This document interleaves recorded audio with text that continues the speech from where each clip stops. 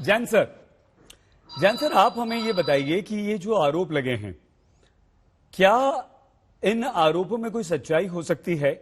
और क्या पुलिस पर इस कदर इतना ज्यादा सर दबाव होता है कि एक होम मिनिस्टर या कोई भी मिनिस्टर पुलिस के एक ऑफिसर को बुलाकर इस तरह से इन्फ्लुएंस कर सके, और वो ऑफिसर जो होता है या पुलिस कमिश्नर जो होता है वो इतना मजबूर होता है बेचारा कि उसे उसकी बात माननी पड़ती है? सर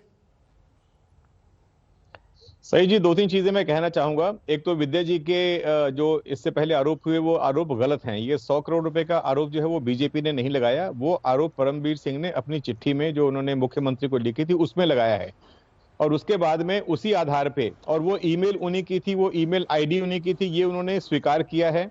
और उसी के आधार पे पहले उन्होंने सुप्रीम कोर्ट में रिट पिटीशन दाखिल की थी, स्पेशल लीव पिटीशन, और अब वो हाई कोर्ट में जा चुके हैं। मेरा यह मानना है कि अगर किसी अधिकारी के पास में सटीक सबूत नहीं होते तो इतना बड़ा कदम वो नहीं उठाता। इस तरह की ये हाराकिरी बोलते हैं, ये हाराकिरी कोई भी अधिकारी नहीं करेगा जब तक उसके पास में सबूत नहीं होंगे। अब इसमें बात की जा रही है कि रिटायर्ड हाईकोर्ट जज से जांच करवाई जाएगी। देखिए, रिटायर्ड हाईकोर्ट जज से जब वो जांच आयोग सेटअप किया जाएगा, उनका ऑफिस बनाने के लिए, उनको स्टाफ प्रोवाइड करने के लिए और 3 महीने जाएंगे, इंक्वायरी होते होते और 6 महीने निकल जाएंगे। ये सिर्फ इस समस्या को, या जो प्रॉब्लम आई हुई है सरकार के ऊपर, उसको कारपेट के नीचे स्वीप करने का एक प्रयत्न है। इसमें सही ऐसा होना चाहिए था, अगर कोर्ट की बात करते हैं कि कोर्ट में जाके इसमें सच्चाई सामने आएगी, तो कोर्ट में जाने के लिए पहले ऑफेंस दाखिल होना चाहिए। आज तक एक सीआर तक इसमें दाखिल नहीं है, तो कौन से कोर्ट में जाएगा ये? जहां तक जांच का सवाल है, वो जांच होती रहेगी, उसके क्या निष्कर्ष सामने आएंगे वो तो अभी बहुत समय उसमें पड़ा है, क्योंकि जैसा मैंने आपको बताया कि बहुत लंबी प्रोसेस है ये। जहां तक, अब मुझे ये बताइए कि आप बोलते हैं पुलिस कमिश्नर जो है वो कितना मजबूर होता है। एक पुलिस कमिश्नर को उसके पद से एक दिन में हटा दिया गया। 2 दिन पहले उनकी प्रशंसा की जा रही थी कि वो बहुत अच्छा काम कर रहे हैं, पुलिस ने ठीक काम किया है, मुख्यमंत्री भी उनके पीछे खड़े थे, गृह मंत्री भी उनके पीछे खड़े थे, लेकिन 2 दिन के बाद में उनको बदल दिया गया। सुन लीजिए, 2 दिन के बाद में बदल दिया गया। वही लॉजिक जो है। नहीं सर, लेकिन जैन सर, ये सवाल भी तो उठा ना कि आप जब तक मुंबई पुलिस कमिश्नर थे तब तक आपने कुछ नहीं कहा। आपको पता था पहले से कि आपके होम मिनिस्टर पैसे की डिमांड कर रहे हैं, उगाही करने के लिए कह रहे हैं, और जैसे ही आपको कमिश्नर की पोस्ट से हटा दिया गया, आपको दूसरी जगह भेज दिया गया, आपने ये काम कर दिया। तो शक तो वहां भी होता है ना सर, क्या आपको शक नहीं हुआ सर? उन्होंने क्या किया, जब तक उनको एडमिनिस्ट्रेटिव कारण बता के बदली की गई, उन्होंने स्वीकार की, जाके डीजी होमगार्ड के पद पे वो ज्वाइन हो गए।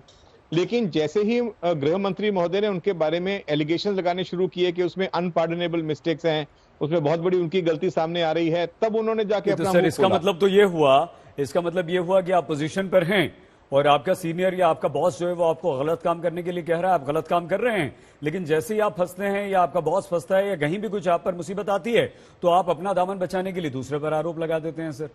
लेकिन परमबीर सिंह के ऊपर कोई उस समय तक आरोप नहीं लगाया गया था। लेकिन परमबीर सिंह को ये तो पता था ना सर, वो पहले अगर पहले से उगाही हो रही थी, ऐसा तो नहीं था कि एक दिन पहले होम मिनिस्टर ने उनसे कहा, उनको पता चला और दूसरे दिन उन्हें हटा दिया गया और तीसरे दिन उन्होंने ये बात मीडिया के सामने या चिट्ठी लिख दी सीएम साहब को। सही जी, इसका सिर्फ इतना ही जवाब मेरे पास में है कि उनका बोलना है कि मैंने ये चीज मुख्यमंत्री महोदय को बताई, उप मुख्यमंत्री महोदय को बताई। सर, टाइमिंग पर सवाल है ना सर, जब हटाया गया तब बताया आपने ना, हटाए जाने के बाद नहीं, हटाए जाने के पहले बताई।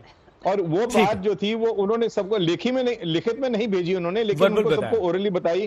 और आज तक भी मुख्यमंत्री महोदय ने इस चीज को नकारा नहीं है कि उनको बताया नहीं गया। ठीक है, शरद पवार जी ने ये बोला है कि मेरे को बताया गया, मेरे से बात हुई, लेकिन मैंने सोचा कि क्योंकि इनकी बदली होने वाली है